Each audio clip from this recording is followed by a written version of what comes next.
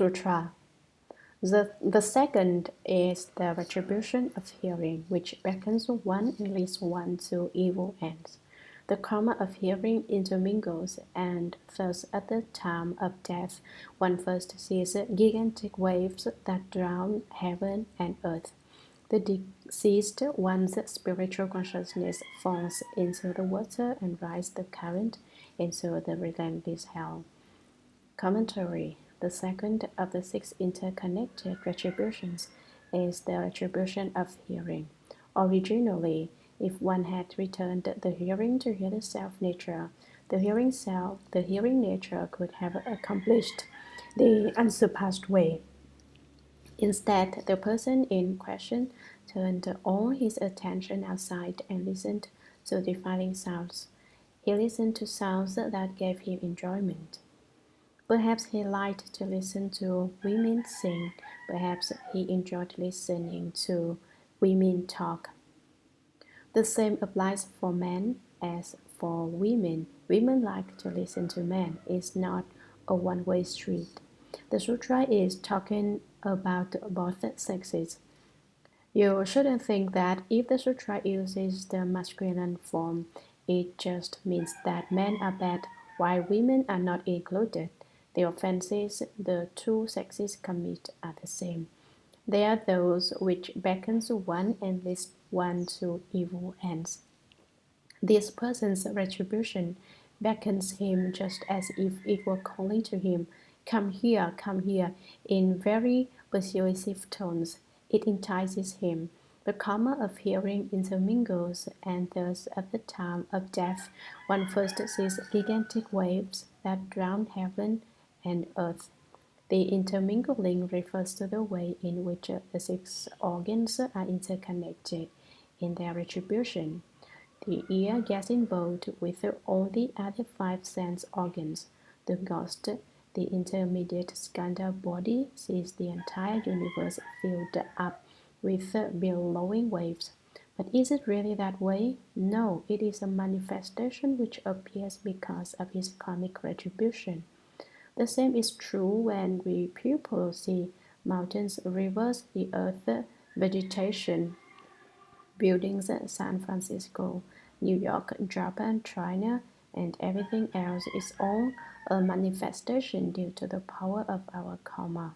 Without that power of karma, it is all empty space.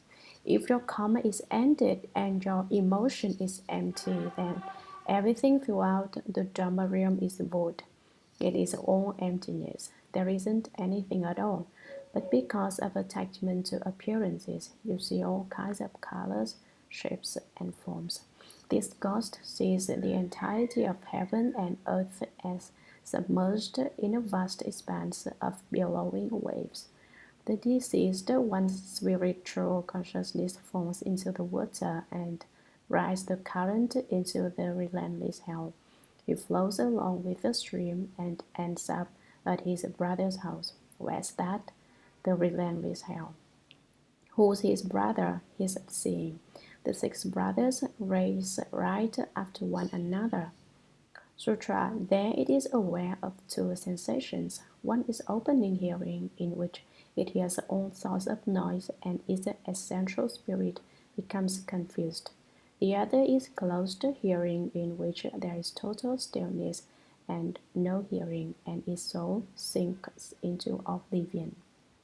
Commentary is such a graphic and sobering explanation, and yet people still willingly go ahead and create offenses. You talk about how fine it is to become a Buddha, but people aren't interested in becoming Buddhas. You tell about the horrors of the hells and they decide to try them out.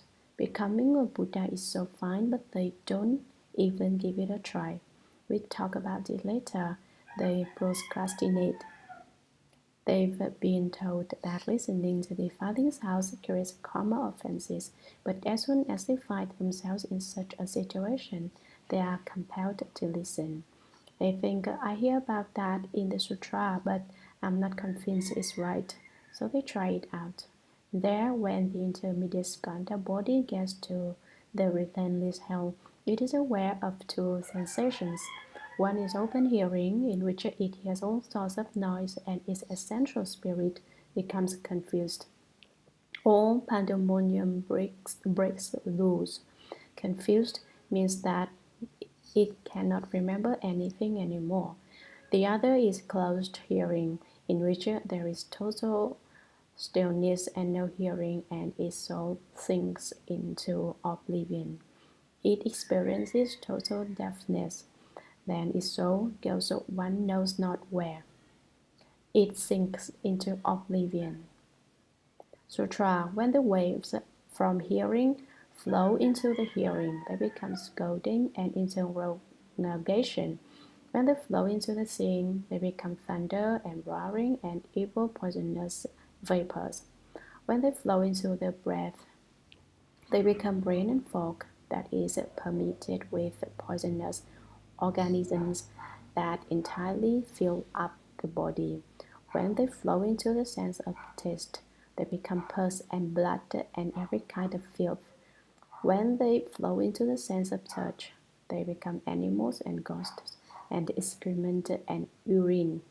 When they flow into the mind, they become lightning and hail, which ravage the heart and soul. Commentary. When the waves from hearing flow into the hearing, the organ of the ear, they become scolding and interrogation. When they flow into the seeing, they become thunder and roaring and evil poisonous vapors. There is a hell of thunder and roaring. One is saturated in poisonous vapors. When they flow into the breath, they become rain and fog that is permeated with poisonous organisms that entirely fill up the body. There's a hell where there's eternal rain and fog. The rain is polluted with poisonous organisms. When they strike the skin, they bite into every pore and work their way in. Pretty soon, one's whole body is covered with poisonous organisms. When they flow into the sense of taste, they become pus and blood and every kind of filth. It is utter muck and scum. When they flow into the sense of touch, they become animals and ghosts, and excrement and urine. He undergoes his punishment in the hell of excrement and urine. When they flow into the mind, they become lightning and hail, which ravage the heart and soul. In the hell of lightning and hail, there is an eternal storm, and one is struck by lightning and hailstones. It's a painful retribution. The ghosts, very heart and soul, are ripped to smithereens. Sutra. The third is the retribution of smelling, which beckons one and leads one to evil ends. The karma of smelling intermingles, and thus at the time of death, one first sees a poisonous smoke that permeates the atmosphere near and far. The deceased one's spiritual consciousness wells up out of the earth and enters the relentless hell. Commentary. The nose doesn't do anything but smell. You protest, what karma can it create? However, the smell can also create karma. That's because there is greed involved in the smelling. Because of its greed for fragrances, the nose sometimes ends up doing improper things like pursuing the fragrances of women. With this kind of different view, all kinds of evil karma can be created. Then there are various kinds of interconnected evil retributions which must be borne. Therefore, the third is the retribution of smelling, which beckons one and leads one to evil ends. The karma of smelling intermingles, and thus at the time of death, one first sees a poisonous smoke that permeates the atmosphere near and far. When the person was alive, he liked to smell fragrances, but now everything has turned into a poisonous vapor. You should realize that the fragrant things of this world, when inhaled to the ultimate, become poisonous vapors. The deceased one's spiritual consciousness wells up out of the earth and enters the relentless hell. When it sees that everything is permitted with poison, it tries to leap out of it, to bound up above the earth and escape it. Little does it realize that with that single bound, it will end up in the relentless hell. Sutra. There it is aware of two sensations. One is an obstructed smelling, in which it is thoroughly infused with the evil vapors and its mind becomes distressed. The other is an obstructed smelling, in which its breath is cut off and there is no passage, and it lies stiff and suffocating on the ground. Commentary. There, the intermediate skandha body is aware of two sensations. One is an obstructed smelling, in which it is thoroughly infused with the evil vapors and its mind becomes distressed. His mind is in total chaos and turmoil. The other is the obstructed smelling, in which his breath is cut off and there is no passage. He can't breathe. He can't breathe. It lies stifled and suffocating on the ground. He's in total despair and on the verge of death. Sutra. When the vapor of smelling invades the breath, it becomes cross-examination and bearing witness. When it invades the seeing, it becomes fire and torches. When it invades the hearing, it becomes sinking and drowning, oceans and bubbling cauldrons. When it invades the sense of taste, it becomes putrid or rancid foods. When it invades the sense of touch, it becomes ripping apart and beating through a pulp. It also becomes a huge mountain of flesh, which has 100,000 eyes and which is sucked and fed upon by numberless worms. When it invades the mind, it becomes ashes, pestilent airs, and flying sand and gravel which cut the body to ribbons. Commentary. When the vapor of smelling invades the breath, it becomes cross-examination and bearing witness. One undergoes constant questioning, or one is obligated to do certain things. When it invades the seeing, it becomes fire and torches. This is the hell of fire and torches. When it invades the hearing, it becomes sinking and drowning. There is a hell of sinking and drowning which contains blood and urine, or it becomes oceans and bubbling cauldrons. These are other hells. When it invades the sense of taste, it becomes putrid or rancid foods. Putrid describes rotten fish flesh. Rancid describes spoiled candy. In general, it means having to eat food that's gone bad. When it invades a sense of touch, it becomes ripping apart and beating to a pulp. It also becomes a huge mountain of flesh which has 100,000 eyes and which is sucked and fed up by numberless worms. They devour one's flesh and blood. When it invades the mind, it becomes ashes, pestilent airs, and flying sand and gravel which cut the body to ribbons. When the vapors of the smelling invade the mind, one is saturated with foul air, with ashes and vapors carrying disease-ridden organisms, or stones and clods of earth come hurtling at one unexpectedly and totally rid one's body. Sutra. The fourth is the retribution of tasting, which beckons one and leads one to evil ends. This karma of tasting intermingles, and thus at the time of death one first sees an iron net ablaze with a raging fire that covers over the entire world. The deceased one's spiritual consciousness passes down through his hanging net, and suspended upside down, it enters the relentless hell. Commentary. When people nourish their own bodies with animal flesh, they become greedy for meat and investigate flavors. They are always investigating ways to come up with new and different combinations to make superb delicacies. Because of this, they end up creating a lot of bad karma. How do they make bad karma? In the study of flavors, Chinese people have decided that the most nourishment lies in living flesh. They have taken to eat live creatures, the freshest meat.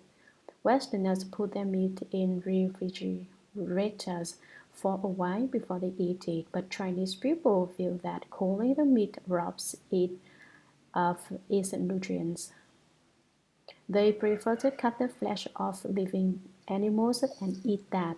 For instance, there's one technique in which the cook sets a hog to running and forces it to run for a couple of hours by beating it. Eventually, its heart is racing and its circulation increases to the point that its flesh swells. At the strategic moment, the cook slices off the big piece of flesh from the pig's hindquarters and roasts it. This is considered to be the tastiest meat. The Chinese have another ingenious method. First, they cut a hole in the center of the table and stick the monkey's head up through the hole. The monkey is still alive at this point. When they smash the skull with a cup and the people sit around to eat the monkey's brains, they say this is the most nutritious food. These are examples of creating comic offenses because of the sense of taste. Because of the greed for fine flavors, people will go through all kinds of extremes and invent very strange methods of creating comic offenses. The fourth is the retribution of tasting, which beckons one and leads one to evil ends. This karma of tasting intermingles, and thus, at the time of death, one first sees an iron net ablaze with a raging fire that covers over the entire world. The karma of tasting intermingles with the experiences of the other five sense organs. When the person is about to die, he sees a conflagration of an iron net that extends over the whole world. The deceased one's spiritual consciousness passes down through this hanging net, and suspended upside down, it enters the relentless hell. His soul falls and gets hung up in the net. Head first upside down, he enters the unspaced hell. Sutra, there it is aware of two sensations. One is a sucking air which congeals into ice so that it freezes the flesh of his body. The other is a spitting blast of air which spouts out a raging fire that roasts his bones and marrow to a pulp. Commentary. There it is aware of two sensations. One is a sucking air which congeals into ice so that it freezes the flesh of his body. The sucking is an intake of breath and it is cold. It becomes ice, bitter cold. It freezes the flesh of the body. The other is a spitting blast of air which spouts out a raging fire that roasts his bones and marrow to a pulp. This is the exhalation. It's a spitting fire which burns up its bones and marrow. Sutra, when the tasting of flavors passes through the sense of taste, it becomes what must be acknowledged and what must be endured. When it passes through the seeing, it becomes burning metal and stones. When it passes through the hearing, it becomes sharp weapons and knives. When it passes through the sense of smell, it becomes a vast iron cage that encloses the entire land. When it passes through the sense of touch, it becomes bows and arrows, crossbows and darts. When it passes through the mind, it becomes flying pieces of molten iron that rain down from outer space. Commentary. When the tasting of flavors and the evil karma it creates passes through the sense of taste, it becomes what must be acknowledged and what must be endured. What must be acknowledged means that, however unwilling, you are forced to admit So the evil karma you have created, what must be endured, means that you must undergo what is basically unendurable. You can't evade your responsibility. When it passes through the thing, it becomes burning metal and stones. There's a hell where the fire gets so hot that it melts the metal and ropes. When it passes through the hearing, it becomes sharp weapons and knives. In this hell, a lot of keen weapons pierce your body. When it passes through the sense of smell, it becomes a vast iron cage that encloses the entire land. It extends over an area as large as an entire country. When it passes through the sense of touch, it becomes bows and arrows, crossbows and darts. Arrows and darts pierce the offender's body. When it passes through the mind, it becomes flying pieces of molten iron that rain down from out of space. These red-hot bits of metal fall out of the sky and burn the body. Sutra. The fifth is the retribution of touching, which beckons one and leads one to evil ends. The karma of touching intermingles, and thus at the time of death one first sees huge mountains closing in on one from four sides, leaving no path of escape. The deceased one's spiritual consciousness then sees a vast iron city, fiery snakes and fiery dogs, wolves, lions, ox-headed jail keepers, and horse-headed rakshasas brandishing spears and lances, drive it into the iron city toward the relentless hell. Commentary. The fifth is the retribution of touching, which beckons one and leads one to evil ends. If one is greedy for objects of touch, one gets drawn into an evil retribution. The karma of touching intermingles, and thus at the time of death, one first sees huge mountains closing in on one from four sides, leaving no path of escape. The karma created from the sensation of touch combines with the karma of the other five sense organs. A person with this kind of karma will experience the karmic response of seeing gigantic mountains surrounding him and pushing in on him to crush him. There's no way for him to escape the position he's in. No road is open to him. The deceased one's spiritual consciousness then sees a vast iron city. At that point, when he is caught in the midst of these mountains that are moving in on him, he spies a big iron city. Fiery snakes and fiery dogs, wolves, lions, ox-headed jail keepers, and horse-headed rakshasas brandishing spears and lances drive it into the iron city toward the relentless hell. These beasts are alive, but they are composed of fire. The ox-headed jail keepers are responsible for looking after the iron city. The horse-headed Rakshasa ghosts and the jailers are heavily armed with various sorts of spears and other terrifying weapons.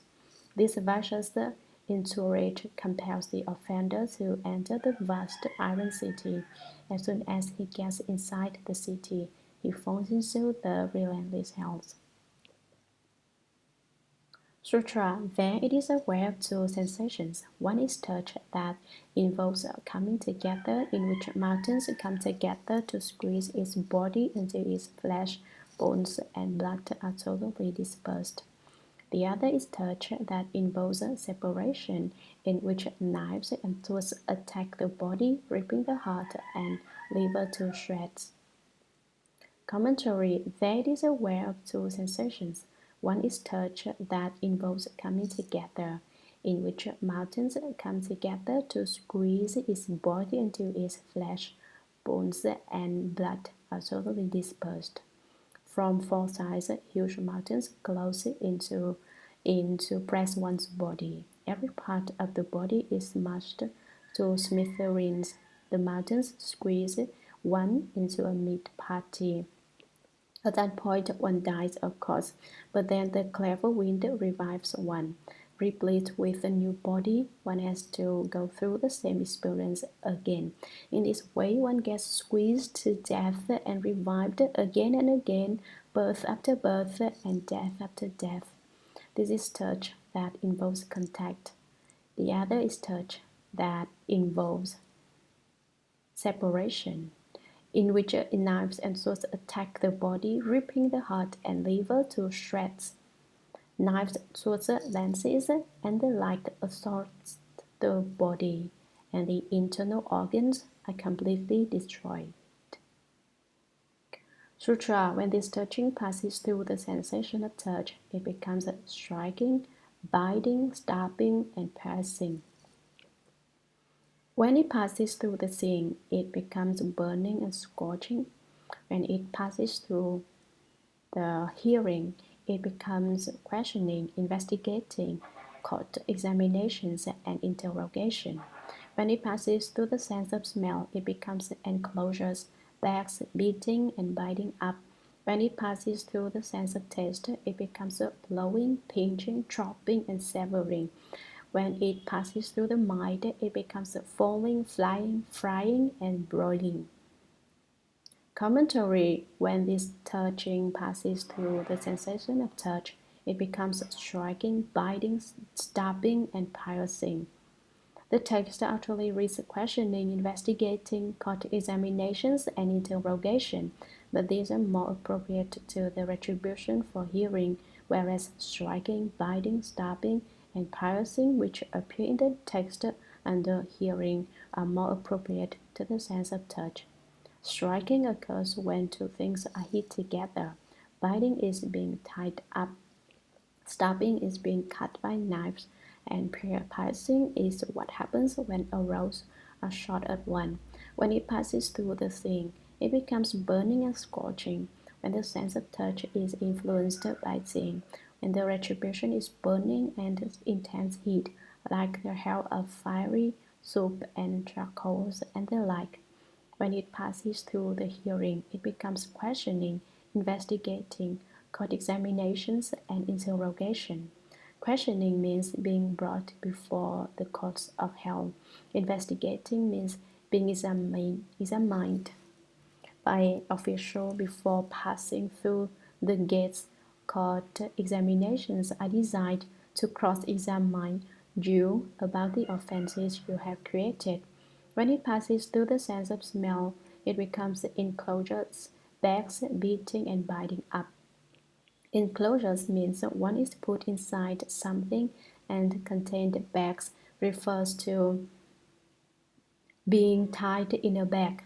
Beating means that besides being contained, you are beaten up. Biting up means that you are tied down and restricted. When it passes through the sense of taste, it becomes blowing, pinching, chopping, and severing. Blowing refers to having one's tongue blowed through. First it is hooked and pulled out, and then it is blowed through. Pinching means that the tongue is seized with pincers and pulled out. Cutting refers to having the tongue cut through. Severing means chopping the tongue clear off. When it passes through the mind, it becomes falling, flying, frying, and broiling. Falling is when one is tossed into space and left to drop as one will. Flying also refers to being hurtled into space and then allowed to crash down to earth. Frying means the application of intense heat to burn one to a crisp, as if one were an oil cake. Broiling is another way one's body is burned. Sutra, the sixth, is the retribution of thinking, which beckons one and leads one to evil ends. The karma of thinking intermingles, and thus at the time of death, one first sees a foul wind which devastates the land. The deceased one's spiritual consciousness is blown up into space, and then spiraling downward, it rides that wind straight into the relentless hell. Commentary: the sixth is the retribution of thinking, which beckons one and leads one to evil ends. The bad retribution which thinking can create is extremely severe, and the evil karma it calls up is enormous. The karma of thinking intermingles, and thus at the time of death one first sees a foul wind which devastates the land. The karma of thinking intermingles with the karma of the other sense organs. It accumulates so that at the time of death, all one sees is a horrendous wind which is blowing everything in the world to bits. The deceased one's spiritual consciousness is blown up into space, and then spiraling downward, it rides that wind straight into the relentless hell. The dead person's soul is blown up into empty space, but then it takes a dive and spins into the unspaced hell. Sutra. There it is aware of two sensations. One is extreme confusion, which causes it to be frantic and to race about ceaselessly. The other is not confusion, but rather an acute awareness which causes it to suffer from endless rusting and burning, the extreme pain of which is difficult to bear. Commentary. There it is aware of two sensations. One is extreme confusion, which causes it to be frantic and to race about ceaselessly. The first is a lack of awareness. One doesn't understand anything at all at that time. One is sunk into a stupor like an idiot. In that deep confusion, one becomes incoherent and races about endlessly. One never stops to rest. Wouldn't you say that is a lot of suffering? The other is not confusion, but rather an acute awareness, which causes it to suffer from endless roasting and burning, the extreme pain of which is difficult to bear. The other alternative is not to be confused, but to be clearly aware of what is going on. But this awareness allows one to experience intense suffering. Although one is not confused, everything one experiences is suffering. The suffering comes from the raging blaze that burns one. The pain is the worst one could know. It's like when our bodies itch. Pretty soon we can't bear the itch, so we have to scratch. Is that what here? But what is felt is pain, ultimately intense and serious pain.